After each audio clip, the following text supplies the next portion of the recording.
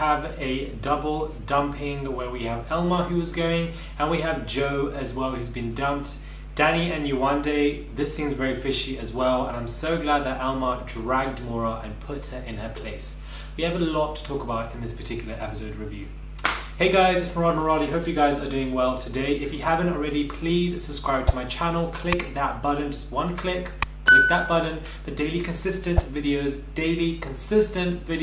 and follow me on my Instagram at Murad_Muradi. I would massively appreciate it. So we're going to get straight into this whole Danny and Yewande kind of situation that is occurring where, you know, Yewande can definitely tell from something, and what this something is a gut instinct that this particular situation between her and Danny is just not fruitful.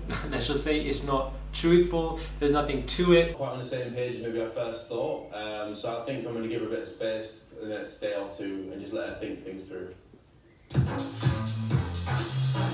And we always have this kind of gist, and I guess that phone call kind of, you know, helped to kind of exude that gist that we've had, that this situation is completely fake and Danny is really trying the most. You couldn't even look her in the eye. The body language, look at the body language. He's not even looking in the eye, he's not even facing her properly, and we can see in that particular conversation between these two that Yewande has something going on, this gut instinct where something isn't right, something isn't fitting right, and we can see quickly that Danny perceiving Yewande having these thoughts, he's using that as ammunition to now say, you know what, probably this is over now. One particular person who ticks every box, and the chance of another person. Move on to the next one. I'm done, I'm over it. Look how quick he comes to the conclusion. Look how quick he comes to the conclusion of this probably won't work because of the fact that Yewande has so many different thoughts. He simply won't obviously say to her X, Y, Z. He's waiting for her to have her doubts, and he's using those doubts and pulling them out and making them as excuses to leave everything. Coming in who ticks every box that you tick is impossible. That's how I know I'm not going to let my head sound. And how I feel about you now. The fact that he comes so quickly to this conclusion is very worrying, and it only helps us see that this isn't real. Even when Molly May walked in, his head turned straight away, and apparently Molly May is a type. Molly May and Yewande are complete different individuals and people, so whether it be physical looks or personality, you know, inside as well. So that in itself was a warning sign, let alone the phone call. So I don't believe Danny Yewande will go forward, and the fact that Yewande is having these gut instinct thoughts only helps to reflect that. And Danny, I feel like I'm over him now. I feel like he isn't right for her, and I feel like he needs to leave. I don't think he's bringing anything. If he wasn't with Yewande, what would he be adding to this show? Because all I can hear right now is rain, because really and truly nothing at all he can bring to the show. Curtis and Amy, I feel like again another couple where they're faking things, and one of my friends who was watching Love Island with this particular episode said, well, my neighbour, because all of you all watch together, she said to me that this particular season is very strategic, and I think that is such a good point. This season is so strategic that when you don't have somebody with you, you're panicking.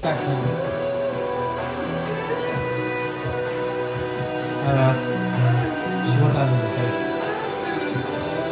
You're on the lookout, you want somebody, you're playing games, you're being calculative. Nothing seems truthful. And you know, this is why people are getting tired of the show. However, even though it's really highly rated still, it seemed to be very forced. The authenticity is kind of draining out, and we have this even when Amy kissed Curtis, the way Curtis just wiped his mouth away, he was over it, like he just didn't want anything to do, like that in itself again. We keep seeing these weird things with him. It is what it is. I'm very glad about Elma. She was growing on me, and unfortunately she had to leave. We haven't had an Essex person in this particular cast. Maybe that's why she's growing on us. She's that Essex kind of replacement. But she kind of deeped the violation. She really deeped it, and she was like, hold on, I'm not going to get deeped. So she went the next day and spoke to Mora and really put her in her tracks and literally gathered her. You can't sit there and say it to me and make me feel like shit, and then keep me up and like, This is really annoying. We're not together. From what I saw, you and him are not together. No, I know that. So how am I breaking your girl code? I've not done nothing. I've literally not done anything. I've not even said to you. I'm not. Oh my god! You were saying to me that I would never have done that to you. I would never have done that to you. You literally did that to Molly, babe. It's Wait now. Calm down. I've not done anything. I've not said anything. Before I came in, they were not together. No, yeah, 100%. She was serving us hot food that day. She gathered her so quickly, so nicely, and I like the fact that she was like, let's put makeup on you, make you look nice. Like, she's not there to have beef with you and, you know, cause friction. She's there to let you know that I'm your friend, but you will not disrespect me.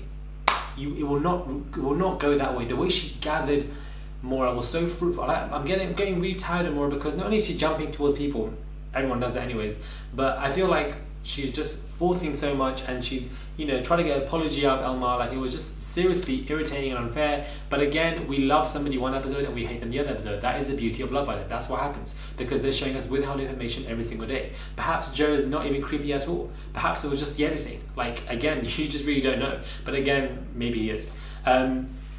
We also have this Joe and Lucie stuff. Now, they literally have torn up one of the strongest couples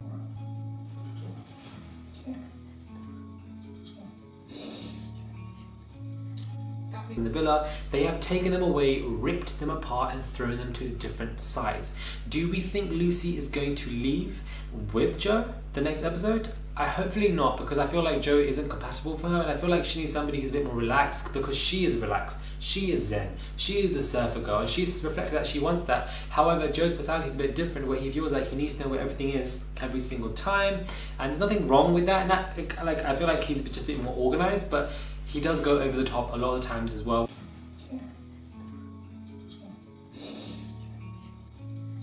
That means Joe and Elma, Amy's pissed. your time on the island. You have 15 minutes to pack your bags. Which we can all see as definitely being creepy. But I do feel like Lucie is hopefully not going to leave, and hopefully she does get somebody better. I think this is a blessing in disguise, because I don't want her and I feel like Lucie and Tommy would have been better, because Tommy's a bit more relaxed. However, I don't feel like Lucie and Joe are that compatible as people may think. And we also have Anton, who was saved. Now, Anton is growing on me. I feel like he is somebody who has a good personality. You can see Anna was worried because of their friendship, and we have the friendships between Amber, Michael and Yewande, that kind of triangle friendship, which I really, really like because it's very strong. And I like the fact that Amber brought out a very important point. Amber said to Mora, don't you think it would have been wise for you to pull up Molly May prior to moving? And she was like, nope. And look what's happening. Pure karma. This is definitely the season of karma. Karma hits you in the back, and karma is definitely on job. Less than 24 hours, you're facing karma for your actions, for what you've done. And I'm very glad that Amber pulled that up. And Amber and Yewande are kind of seeing what Mora's doing right now, and she's obviously going to be somebody who's going to be... I feel like she is upset that Alma's going, and the reason why I say this is because she's losing people. She's going to lose girls. But you were saying to me that you never have done that to you, I would never have done that to you. You literally did that to Molly, babe. It's Wait, no, calm down now. I've not done anything. I've not said anything. Before I came in, they were not together. No, They hadn't kissed. yeah, 100%. Because Amber and Yewande already know what she's like, and probably Anna too. Lucie's probably the only one, but she's going through her own world. So who does she really have? We also have Lucie also in the same kind of bucket, where she's like, I only trust Anton and you. Who is she talking to? I think she's talking to Tommy. I think she potentially could trust Anna. However, because of that situation with the girls and Amy kind of leading the pack with that nonsense, I don't think Amber or Yewande are under Amy's spell. Let's just say. I feel like they're not, but they're just going with whatever Amy's saying, but they're not really under her spell. But we can see that Amy is somebody who I feel like really needs to leave. She's not bringing anything to this particular show anymore. She's tiring. She looks tired. My girl is 26, looking like she's reaching 40. Like, it is what it is. I think I'm over it now. She needs to go. I would have loved it if Caroline Flack was about to read whoever's going to go between Joe and Lucie, and my girl just said Amy. That would have been the gag of the season, and I would have been living for it, because I feel like I'm just done with her. She's tiring, she's boring.